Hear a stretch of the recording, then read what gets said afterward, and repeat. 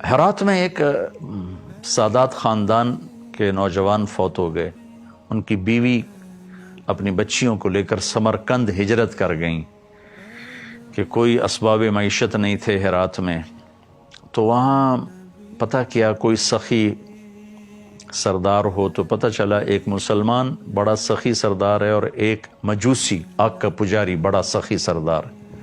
تو مسلمان کے پاس گئی اور کہا کہ میں آل رسول سے ہوں، بیوہ ہوں، مسافر ہوں، میری بچیاں ہیں، مجھے ٹھکانا چاہیے.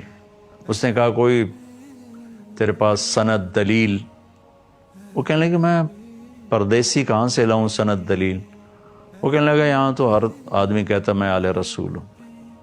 تو چلی گئی مجوسی کے پاس، آگ کا پجاری، کہ میں مسلمانوں کے نبی کے خاندان سے ہوں، پردیس میں ہوں، ٹھکانا چاہیے.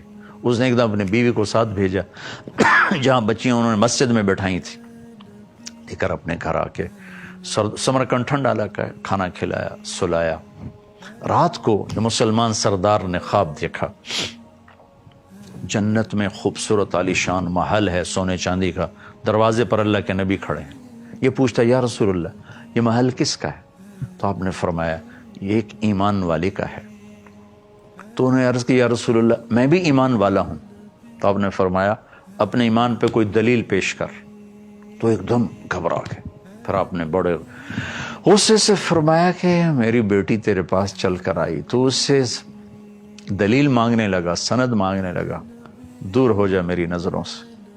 اس کی آنکھ کھلی تو اس کی چیخ و پکار، وہ کہاں گئی وہ عورت، وہ بچیوں والی کہاں گئی؟ پتہ چلا کہ وہ تو لے گیا آگ کا پجاری. تو ننگے پاؤں ننگے سر بھاگ دوڑ دوڑ دوڑ دوڑ دروازے پہ دستک دی. وہ باہر نکلا، کیا ہوا؟ کہ وہ خاتون اپنی بچیوں سمیت مجھے واپس کرو، وہ ہماری مہمان ہے. کہا حضور یہ سودا نہیں ہو سکتا. وہ کہنے لگا 300 دینار لے. 300 دینار بہت بڑی رقم تھی اس زمانے میں. کہا 300 دینار لے لو، وہ خاتون بچیاں مجھے دے دو. کہا حضور بن دیکھے کا سودا کیا تھا، اب تو دیکھ چکا ہوں، اب کیسے واپس کروں؟ آپ نے خواب دیکھا، میں نے بھی خواب دیکھا. جب آپ کو ڈانٹ پڑ رہی تھی خواب میں بھی اسی خواب میں موجود تھا. پھر آپ میری طرف متوجہ ہوئے، فرمایا کہ تو نے میری بچی کو ٹھکانہ دیا.